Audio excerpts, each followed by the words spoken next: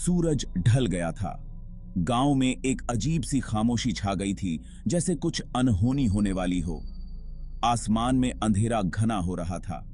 बादल भी डरावने लग रहे थे, जैसे किसी रहस्य को छुपा रहे हों। आज चांद भी नहीं दिख रहा था। अमावस की काली रात थी, जो और भी भयानक लग रही थी। हवा धीरे धीरे चल रही थी। उसकी सरसराहट से ऐसा लग रहा था जैसे कोई फुसफुसा रहा हो। पेड़ों की सरसराहट से डर लग रहा था। हर पत्ता जैसे किसी छुपे हुए खतरे का संकेत दे रहा था। ये था छलवा का गांव। यहां सब डरते थे। हर कोई अपने घरों में दुबक कर बैठा था। यहां सब छलवा के नाम से कांपते थे। उसकी कहानियां सुनकर बच्चों की रूह कांप जाती थी। गांव के बाहर एक पुराना पीपल का पेड़ था। उसकी छाया में कोई भी जाने की हिम्मत नहीं करता था।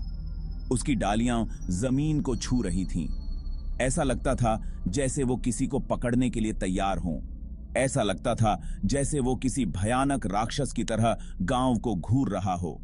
उसकी उपस्थिति से ही डर लगता था। कहते हैं इसी पेड़ पर छलवा रहता था।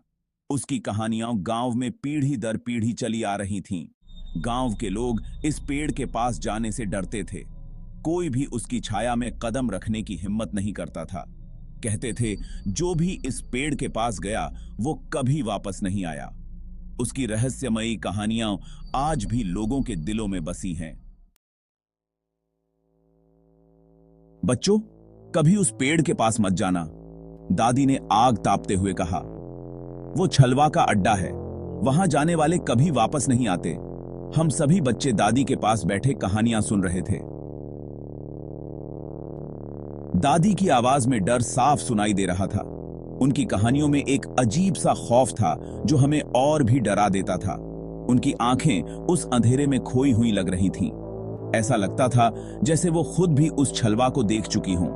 वो एक भयानक साया है, दादी ने आगे कहा। उसकी परछाई भी देखना खतरनाक है। जो भी उसे देखता है वो पागल हो जाता है।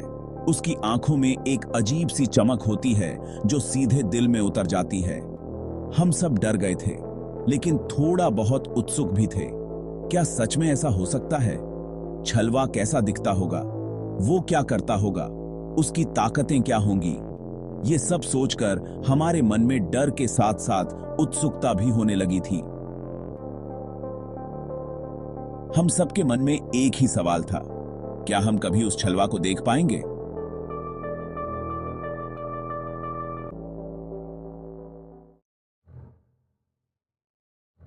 आज फिर अमावस की रात थी। चारों तरफ सन्नाटा था। गांव वाले अपने अपने घरों में बंद थे।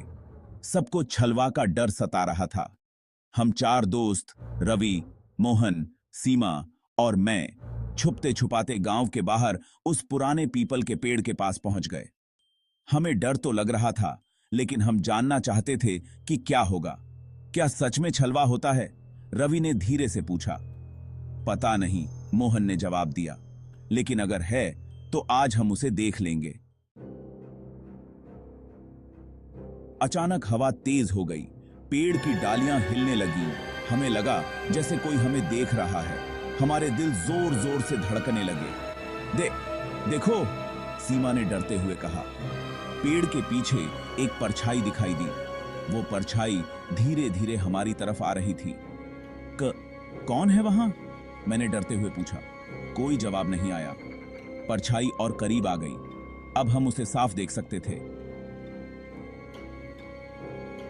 वो एक लंबा साया था। उसके हाथों में एक कुल्हाड़ी थी। उसकी आंखें लाल रंग की थीं। उसका चेहरा बहुत डरावना था। छलवा! मोहन चिल्लाया। हम सब डर के मारे पीछे हट गए। छलवा हमारी तरफ बरह रहा था। उसकी आंखें गुस्से से लाल हो रही थीं।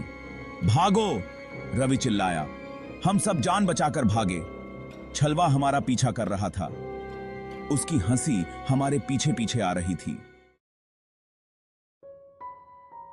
हम गांव पहुंचे और चारों ओर एक अजीब सा सन्नाटा था। लोग जल्दी जल्दी अपने अपने घरों में घुस गए, जैसे किसी अनहोनी का डर हो। हमने भी अपने दरवाजे बंद कर लिए और खिड़कियों को कसकर बंद कर दिया। हम पूरी रात डर के मारे सो नहीं सके। हर आहट पर दिल धड़क उठता था। अगली सुबह जब हम बाहर निकले तो सूरज की रोशनी में भी डर का साया था। देखा कि पूरा गांव हमारे बारे में बात कर रहा था। हर कोई जानना चाहता था कि रात को क्या हुआ। कुछ लोग हमारी बात का यकीन कर रहे थे, उनकी आंखों में भी वही डर था। तो कुछ लोग हमें झूठा बता रहे थे, मानो हम कोई कहानी बना रहे हों। लेकिन हम जानते थे कि हमने क्या देखा था। हमारी आंखों ने छलवा को देखा था। वह एक छाया की तरह था, पर उसकी मौजूदगी को महसूस किया जा सकता था। और हम जानते थे कि वह वापस आएगा। यह डर हमें चैन से नहीं रहने देगा। क्या सच में छलवा था या फिर हमारा वहम? यह सवाल आज भी अनुत्तरित है। गांव में आज भी उस रात की बातें होती हैं और हर कोई अपने अपने जवाब ढूंढता है।